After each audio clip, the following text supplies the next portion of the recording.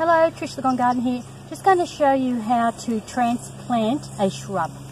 So this here is Hydrangea Sykes Dwarf.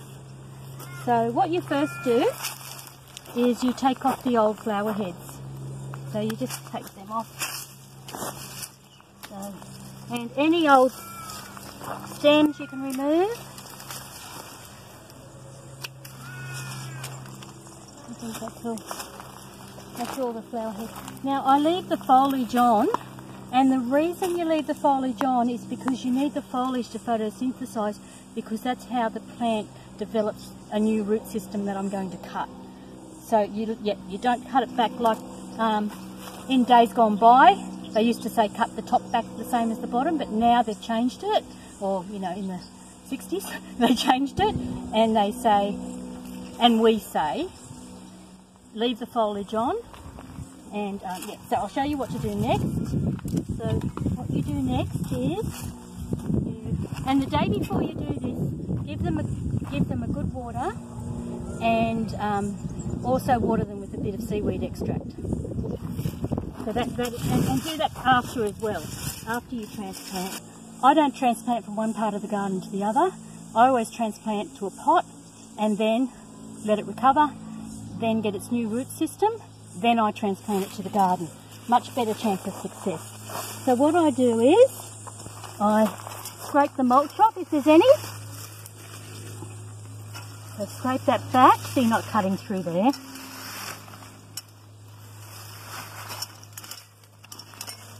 And then I'm going to cut around this part. You can go wider if you want to, but I've got a certain size pot. So what I want to do is I want to cut through the roots.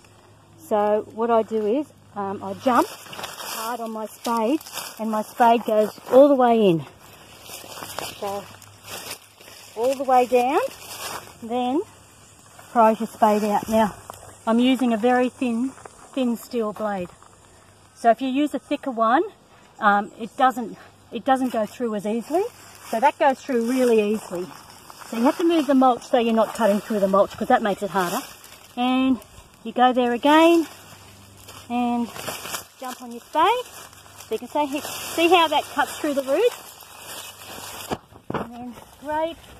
You're going around in a circle. Now if you were doing if you were doing a tree, you would cut through the roots, maybe go through a third of the roots, and then leave it for a few weeks, then cut the next third.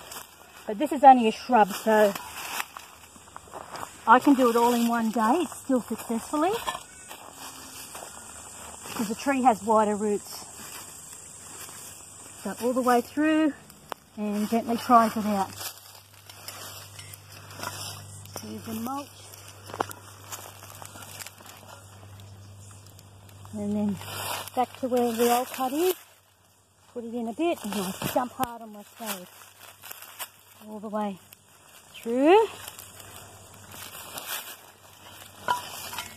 And then there.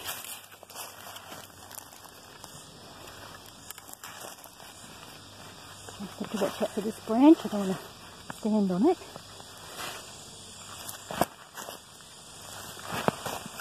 Cut through.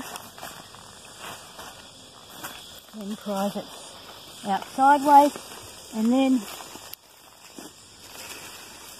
2 more cuts to go. That's where I started. So I've got 2 cuts to go. So I join that up there.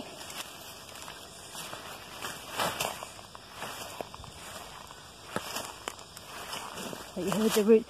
I can hear it cutting through some of the roots.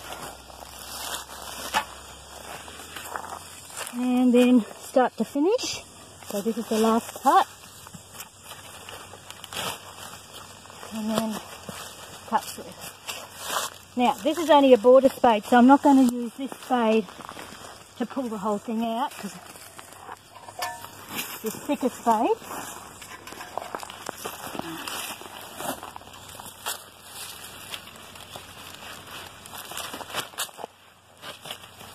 So I can prise it back with this spade. Right, so then it's out.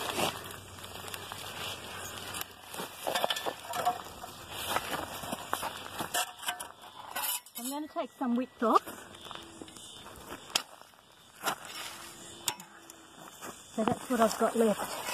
So I know it's in clay, but it's only going to be in the pot a few weeks while the roots recover.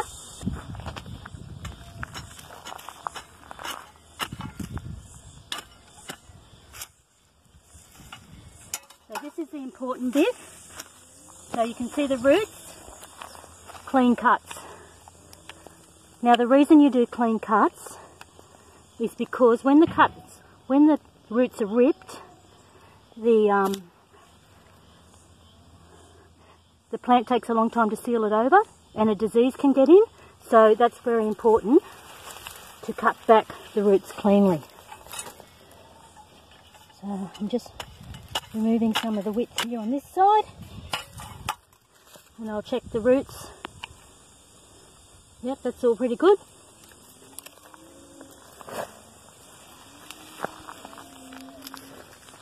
And I'll do this side. See how cleanly these thin spades get it? So then you clean up those roots. Then you do any other exposed roots. So you can see how that root was ripped from the spade, and that's the clean cut from the secateurs. So then you continue and you do it to every root. Now what happens is when you cut the roots, besides it sealing over very quickly, then finer roots, which are the feeder roots, establish further up those roots. So that's what you need before. You need those on there. These little fine roots are the feeder roots, and that's what you want to encourage to grow all up there. So clean them all up on all four sides. Now, hold it all together. Pop it into a pot the same size as the root ball, no bigger. Or it can be slightly bigger.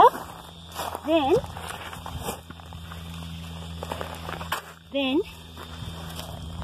even though it's to the side, don't worry, then shake some potting mix into the gas. So you can throw it on top, because what I'm going to do is water it in hard. And watering it in hard will wash all this potting mix down to any holes that are in the side. So bang it down. Now the other reason that you don't prune back the shoots is because that encourages more leaf growth. So the roots are going to re-establish because you've cut them. And you don't need the top to grow, so don't cut the top. Okay.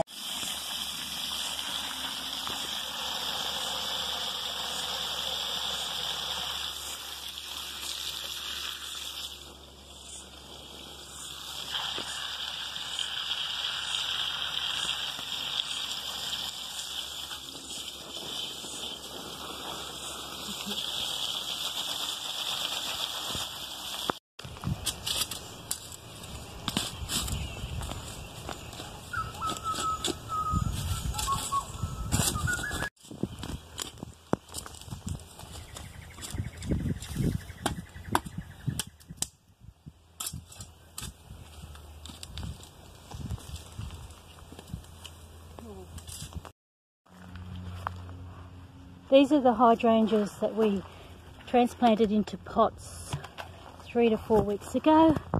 So you can see how the roots have recovered. So let me see the other side, Leah.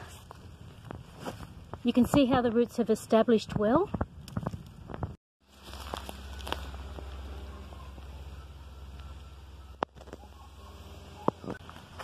So you just plant it back into the ground, face it the way that looks great, and then after filling it up with the hole up with water to have a good soaking of water, you backfill.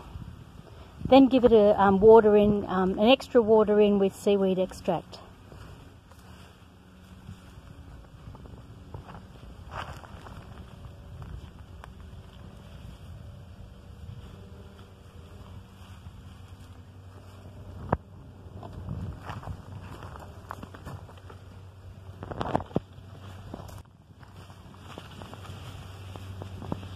Thanks, Leah. So show us the roots, Leah.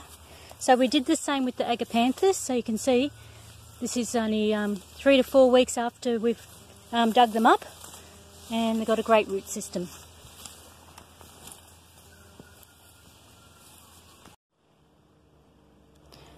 So here they are a month later.